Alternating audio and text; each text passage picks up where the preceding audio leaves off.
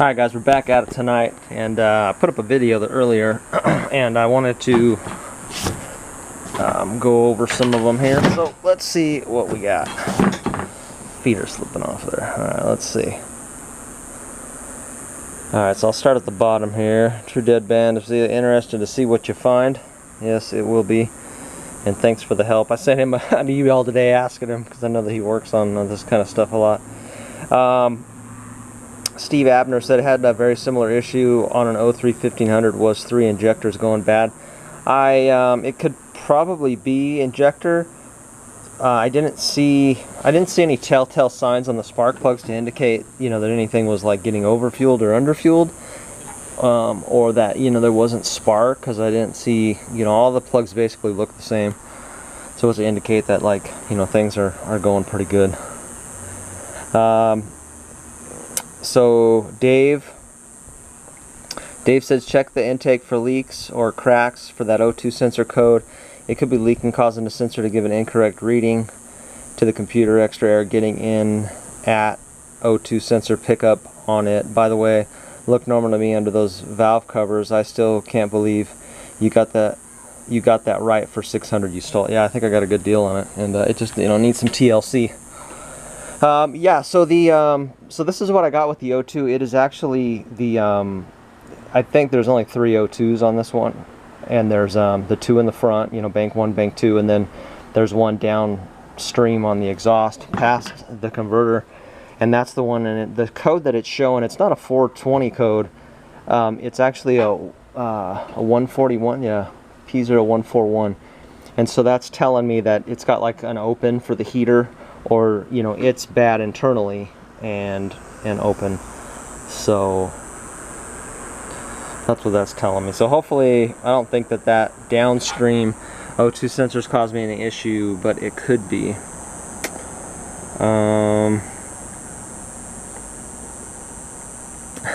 Cream Machine said, I chuckle wondering what your new neighbors think. I live up in UP. I don't know exactly where that is. Said you'd fit right in, except you're gonna need some flannels for the -20 below days. Oh, I don't know about all that. I think your biggest problem is the heat from the sun. I think so too. Today I was like begging to be a shade tree mechanic. It was freaking hot. Doc G 92S10 says you may have already did this. Suggest eliminating all external components, coils, injectors, and connectors, etc. Doing a compression or leak down test before going to internal parts. I've kicked myself many a times overcomplicating a simple problem or second guessing what the diagnostic sequence should be. Good luck. Yeah, so I did kind of did initial stuff, and I guess like right now I'm kind of curious, since the previous owners, and it was a business, so I don't think they would lie to me, because you know what I mean, it's like not like I'm giving them any money for the truck, I mean, they knew it was worn out, and they sold it. So anyways, I got my camera, it's all like pointing at my trailer. It's probably gonna be boring, but anyway, so yeah, like I said, I'm really right now I'm just kind of curious to see what's going on, and to see if it was rebuilt 2 years ago. I mean, I shouldn't have, and obviously this is a company vehicle and it's heavy and they load stuff on it, and those guys are just frickin' just driving it like they stole it all the time. So what I want to do, I really want to just pull the cam, just to look at the cam and look at the journals on the cam, and then to look at the cam bearings, because that'll kind of tell me a lot about what's going on in the lower end as well, probably. So I don't know, I'm kind of curious more than anything, and if I see something, then we'll address it, and if I don't, then great. And then what I'm thinking about doing, I don't have a leak down tester, but I do have I got a gauge that I can put on. I can pump the cylinders up with air, and I can pump them up without the without the push rods and the rocker arms, and then I can just make sure that they hold air for a little while. It kind of tell me that if I hear air leaking, I can see if it's intake or exhaust, and that'll tell me. So I may do that too. So kind of like a fake leak down test, I guess. Trevor Fowl, I think I would have started with a compression and leak down test, then sprayed starting fluid around the intake manifold for sucking air. Yeah, I could if I do all this, I'll definitely go to that stuff. Like I said, I'm just curious right now, see what's going on with it. Just, I'm not like, I'm kind of in a little bit of a time crunch, but I'm not in that much of a time crunch. And so since this thing, like where I'm going, it's like 10 hours from me there and then 10 hours back. And so since it's going to be, you know, towing my trailer and my truck and all that, you know, I mean, I'd rather do a little bit of like exploring in the motor and making sure everything's cool before I do that, because like I don't have a problem pulling it out and putting that other motor in here for a little while. You know what I mean? It's just, I don't want to pull this one out right away. I just want to, you know, I mean, I think just I haven't spent too much time on it, and that's what I want to try to avoid. But I haven't spent too much time on it. The coolant needs to be flushed anyway, so if I take the radiator out, flush the coolant out of it, flush some coolant through the system, probably needs to be done anyway. So, you know, what the hell. So what else am I gonna make a video about? You know what I'm saying? All right. So Steve Keenan said, so you got rid of Goldie. Well, it isn't Mr. Goldie LS1, is it? LOL. So this is two-wheel, correct? Yeah, it's a two-wheel drive. He says just to get the dime to the trail and back in case of breakage. That's it. This is exactly what it's for. It's just like that. So eventually I'll put a winch and do some stuff like that on it. I don't know if I'll be able to do a winch before my trip.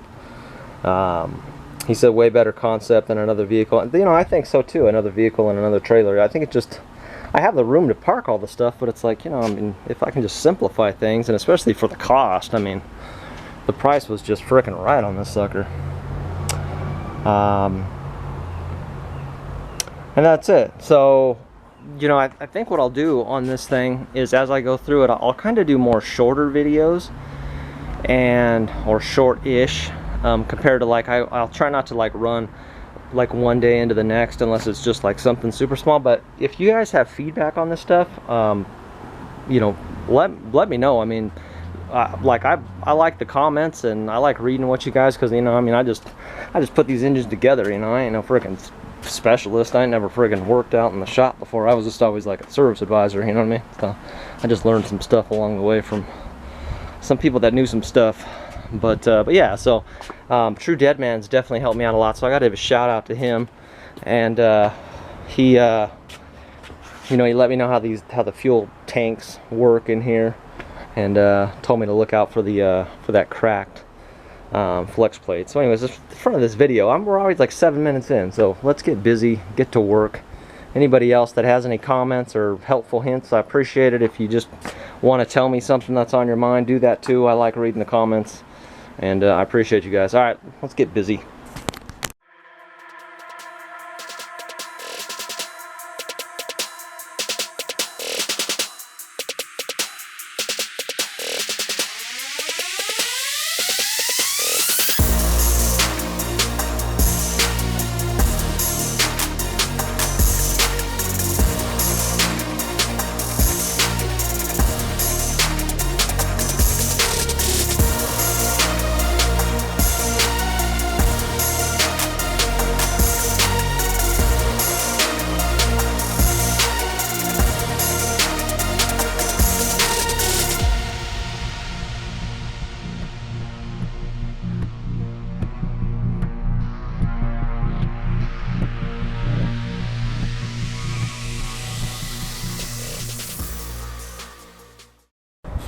Alright guys, so let me show you what we got going on here.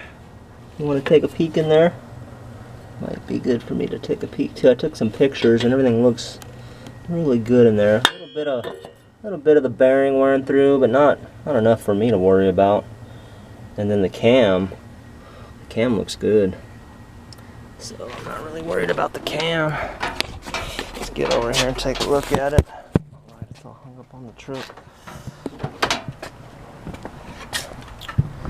So I kind of rolled it over. I looked at all the lobes and the journals, and I don't see any excessive wear anywhere. It's pretty easy to tell. When I pulled that one cam out of the Camaro, it was pretty. You could tell it wasn't so hot, but yeah. So yeah, I mean, it's not bad. So, I mean, it was some work, but you know, and like I said, I was curious. You know, I wanted to know. So my plan now that I know that my cam ain't coming apart, and I don't know, I haven't had too many lifters actually like go bad as far as like collapsing, and I didn't hear any like crazy valve train noise. So I'm just gonna pop her back together and then go from there. So I'll just I'll pop it back together. I will just kind of put some compressed air, use the compressor, pump some air into my cylinders just a little bit, and we'll just see if we hear anything leaking. If they all sound the same, then I think we're good to go. I've been reading some stuff about people, you know, having like when the throttle bodies are dirty and other stuff like that. So we'll start with other stuff. But you know, it's one of those things. It's kind of like like I said, you know, now I know that it looks good. It looks fine. I'm just normal wear, and I would think with 350,000 on it, yeah, they may not be lying about having it rebuilt about 2 years ago, because I mean that. I would think there'd be probably a little bit more wear on that if it didn't. So the one thing that I do want to do, I do want to upgrade my valve springs. So I think what I might do is I might get some valve springs. I mean, I can do it now or I can do it later. It's just a matter of pulling the valve covers off and then putting some air in the pistons. So basically, when you do it with the head on the car, is you just, whatever piston you're working on at the time, you just get it to top dead center.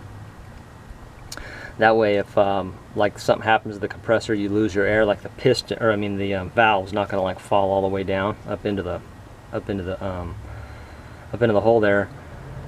So I've done it on a car before. It takes a little bit of a time, but it's really not that bad. You just thread it into the spark plug hole, and you just turn a little valve, and you just keep steady pressure on it. I think I set the compressor about 80 pounds, 100 pounds, something like that, and it's enough. You can't even really push it down. And then if there is a leak, you definitely hear it, because they have like a kind of like a unique sound, like you can hear it like bleeding off a little bit.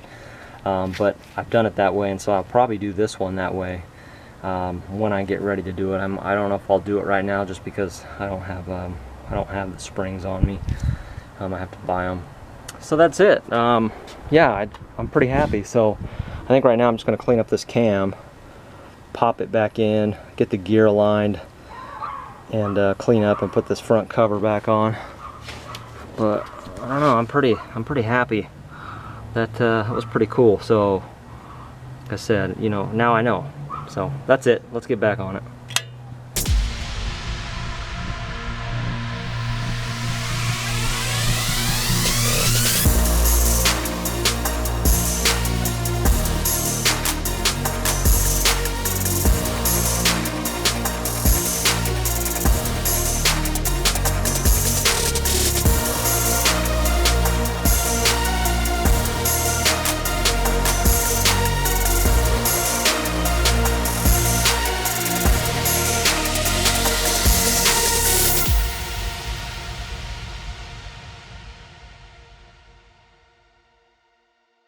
Alright, so it's about midnight, so this is about all I could get done tonight. Pulled the cam, checked her out, she looked great, and popped her back in, put the retainer plate back on, put the line in the gear, and now we's going forward. So yeah, so I don't know, came out okay, I guess. At least I know that everything's okay. I lined up my little marks down there. We should be good to go. And got the tightened up. So it's midnight. I better get in. But I got like thunderstorms creeping up on me. So I seen a couple drops of rain, and then I heard, and then I seen some flares, like flashes, like on 3 sides of me. So that's a sign telling me I better get out of here. So I'm gonna get cleaned up.